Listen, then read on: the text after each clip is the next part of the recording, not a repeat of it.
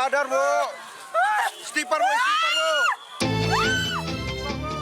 Keluarga korban meluapkan emosinya kepada tersangka saat polisi gelar reka ulang kasus pembunuhan siswi SMP di Desa Lubuk Saban, Serdang Bedagai, Sumatera Utara.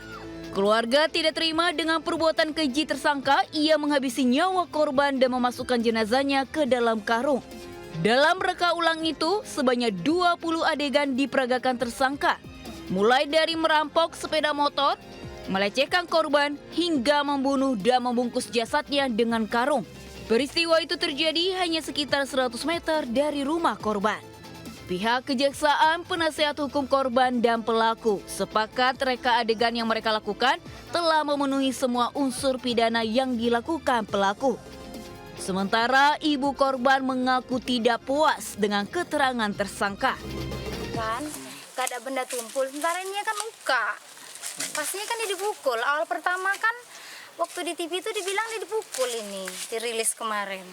Dipukul, dicekik. Sementara itu diulang lagi, tapi cuma dicekik. Kan nggak masuk di akal.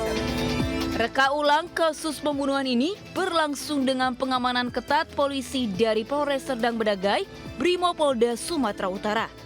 Dari Serdang Bedagai, Sumatera Utara, Wahyu iNews melaporkan.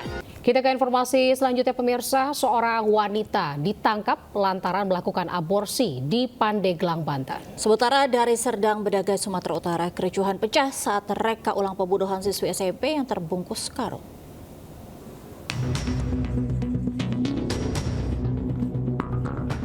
Polisi menggelandang NS 20 tahun karena menjadi pelaku aborsi di kawasan Majasari, Pandeglang. Aksi aborsi ini terbongkar setelah petugas menangkap kekasih pelaku MR terkait kasus curanmor di wilayah Ciputa, Tangerang Selatan. Saat dilakukan pemeriksaan ponsel MR terdapat pesan bahwa NS melakukan aborsi. Saat diamankan, polisi juga menemukan janin serta obat yang digunakan untuk menggugurkan kandungannya. Kita melakukan penyelidikan, kita datangi kontrakannya. Saat itu kita interogasi, yang bersangkutan memang sedang dan telah melakukan aborsi. Saat itu kita mengamankan ada beberapa orang. Dua orang itu temannya dari si pelaku NS. Selain itu, akibat perbuatannya pelaku dijerat Undang-Undang Perlindungan Anak dengan ancaman 10 tahun penjara. Dari Pandeglang, Banten, Iskandar Nasution, iNews melaporkan. Pemirsa, seorang wanita muda ditangkap polisi karena menggelapkan uang koperasi sebesar 26 juta rupiah di Cilegon, Banten. Ironisnya, uang hasil kejahatan selama 3 bulan itu digunakan pelaku untuk berfoya-foya.